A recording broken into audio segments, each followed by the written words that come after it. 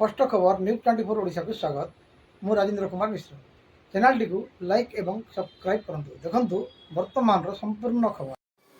कलाहांडी जिला भवानीपाटना टाउन हॉलटारे जिला स्तरीय अंतर्जातीय निशा निवारण एवं अवैध चारण निषिद्ध दिवस 2026 पालित।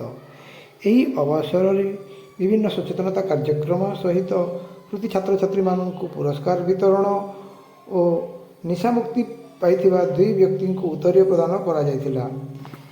ଏହି ଅବସରରେ ମୁଖ୍ୟ ଅତିଥି ଭାବେ ଶ୍ରୀ ତନ୍ମୟ କୁମାର ଦରୱାନ, ଅତିରିକ୍ତ ଜିଲ୍ଲାପାଳ କଳାହାଣ୍ଡି, ବିଶିଷ୍ଟ ଅତିଥି ଭାବେ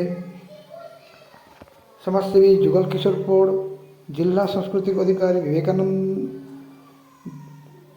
ଅବକାରୀ ଡିଏସ୍ପି ଶ୍ରୀମତୀ ସାଗରିକା ପ୍ରଧାନ, ସମ୍ପାଦକ ରାମକୃଷ୍ଣ ଆଶ୍ରମ ମହରାମପୁର ବ୍ରହ୍ମକୁମାରୀ ମଧୁ ମହୋଦୟ, मुख्य वक्ता भावे वरिष्ठ शिक्षाविद श्री उमेश चंद्र सतपथी, जिला सामाजिक सुरक्षा अधिकारी श्री दिनेश कुमार कंवर एथिरे सभापतित्व करिथिबा बेले सामर्थ्य दृष्टिहीन संघ गोलामुंडा विभिन्न सांस्कृतिक कार्यक्रम अनुष्ठित करथिले।